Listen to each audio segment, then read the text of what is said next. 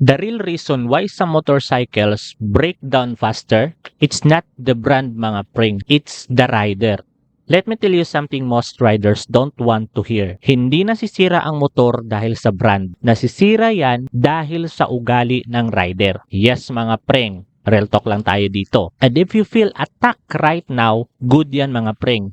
Because this video might save your engine and your money. Mga pring, ang daming rider nagtatanong sa mga comments na nakikita ko sa iba't ibang mga videos. Boss, bakit yung motor ko ang bilis masira? Same brand kami pero yung sa kanya okay pa. Stock lang naman, bakit ganito? Here's the truth, nobody explains properly. Prank. Two riders, same motorcycle, same road, same weather. After 1 year, one engine is smooth, the other is knocking na. So what's the difference? Prank. Not the brand, not also the price, and not even the specs. It's the behavior mga prank. Today I'm gonna break this down slowly, not technical jargon, no pretending to be a mechanic, just pure real world riding logic. Three main reason why motorcycles die early. Number one is the neglected maintenance, wrong usage, and syempre yung the third is the rider mindset. So if you ride daily, listen carefully mga pring,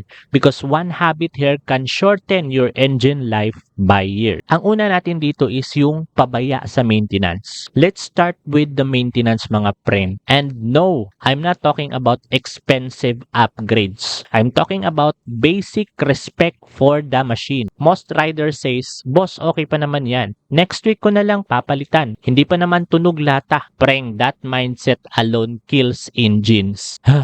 Oil doesn't fail suddenly. It fails silently. By the time you hear noise, damage already started. Pring, hindi porkit umaandar okay pa. Your body also works even when you're sick. Until one day, it collapse. Ganun yun. So common maintenance scenes. Here's what the most riders actually do mga pring. Delayed oil change. Random oil brand switching. No chain maintenance. Air filter. Hindi pa madumi. Cooling system, may tubig pa naman. Yun yung mga common natin mga pring.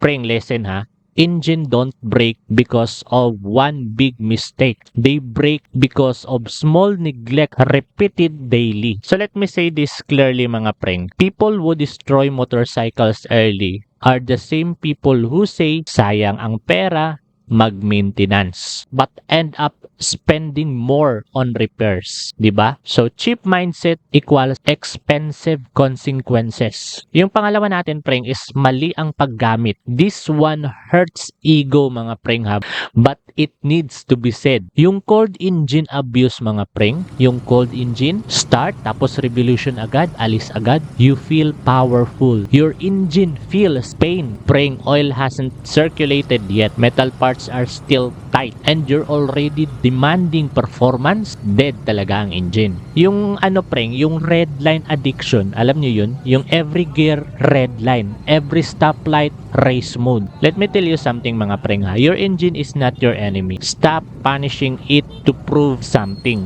Yung isa pa mga pring is overloading plus poor riding style. Ang daming may top box, back ride, cargo, pero riding like solo weight, braking late, accelerating hard, uphill abuse. Basic doesn't care about your confidence. Mga pring, professional riders don't ride aggressively all the time. They ride smoothly.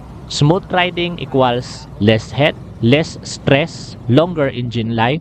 Pring, that's not boring, that intelligent. Yung pangatlo natin pring is yung rider mindset. This is the biggest reason. Some riders treat motorcycles as disposable. Others treat them as a machine that deserve discipline. Mga pring, may two types of riders. Yung type 1 is bahala na, uso naman palit motor. Pag nasira, benta.